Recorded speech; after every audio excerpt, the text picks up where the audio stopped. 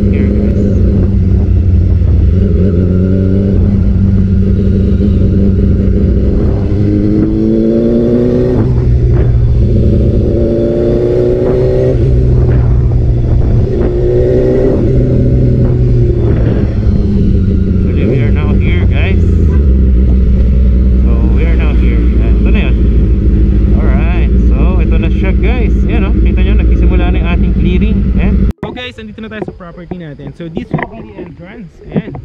So this is actually a new project lang natin, and this is a pre-selling one. And syempre para ma-appreciate nyo muna kaagad kung gaano ba kaganda itong property natin, is papaliparan natin siya ng drone shot that you will see here in 3, 2, 1. Please watch the drone shot.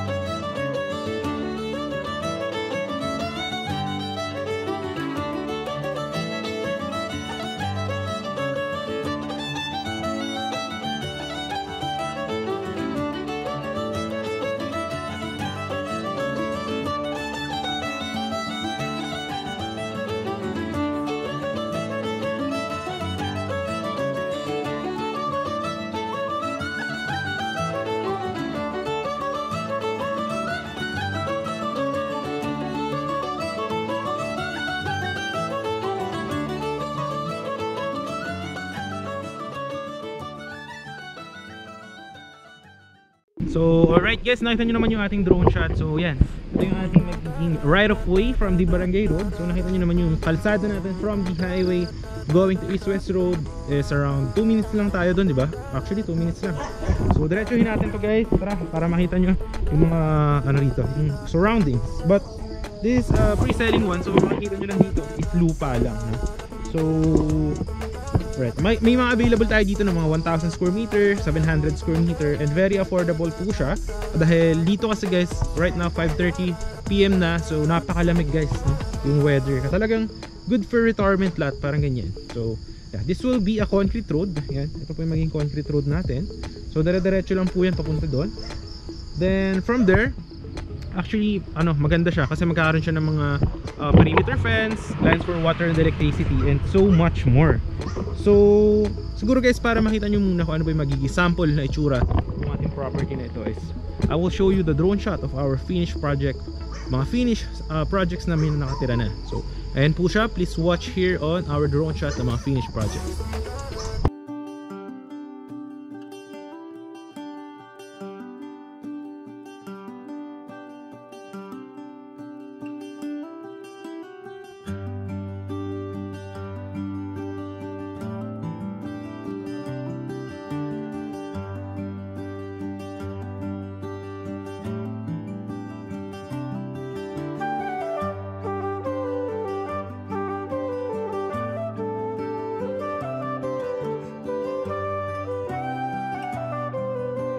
Guys, nakita nyo naman yung ating mga finished project. So ganyan na ganun din yung magiging itsura dito.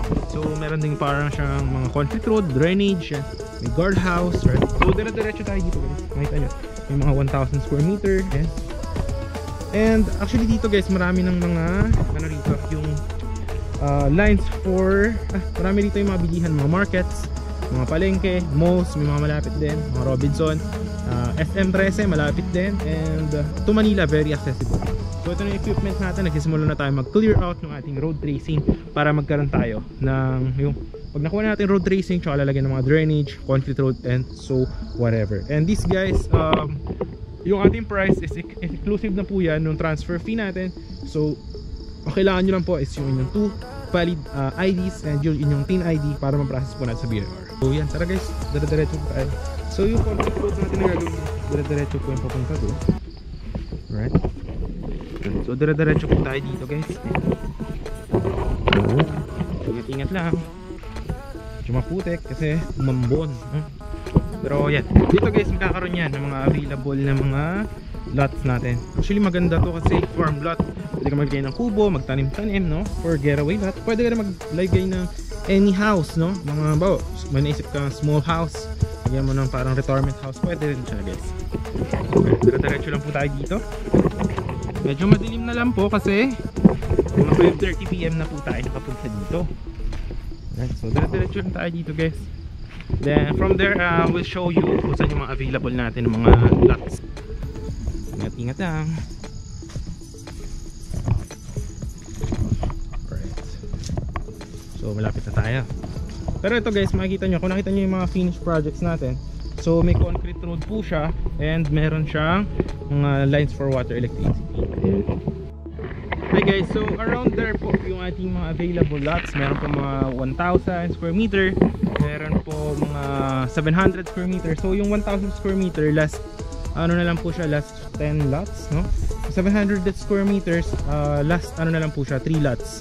So yan, diretso lang po dyan. So kung nakita nyo kaninang kalsada, ayan, so gagawin po yung concrete road, diretso po rito, and then there will be a bridge going there. Kasi meron po siya dito na maliit na creek, no? So yan, magkakaroon po ng bridge dyan, and then magkakaroon po ng ating perimeter fence. Then that will be it. Meron din concrete road sa loob. Actually kita siya sa drone shot. Kung nakita yung drone shot ko, andun lang po siya dyan sa may, kasi hindi pa naki-clear out ito no? Pero once na ma-clear out to, makikita nyo na po kung nasan yung ating mga lots. Pero nandiyan na po yung mga lots available po natin. And yeah, actually ngayon madilim na rin, so medyo hindi ko na rin kasi siya malakad dahil gabi na, so madilim, baka mahulog tayo. Pero yan, gagawin dito ng concrete road and our bridge. So yan na po yung property, and going to the Barangay Road is around 1 minute lang po, no? So yeah, so yun po guys, kung nakita nyo na, panoorin nyo lang po sa drone shot para mas makita nyo kung gaano pong kalaki yung ating mga lots. Actually malaki siya, no? 1,000 square meter and 700. and very nature vibes, napakalapit sa Tagaytay. So yeah, that's my advice. That's the property tour for today. Pasensya na guys dahil madilim na din, no?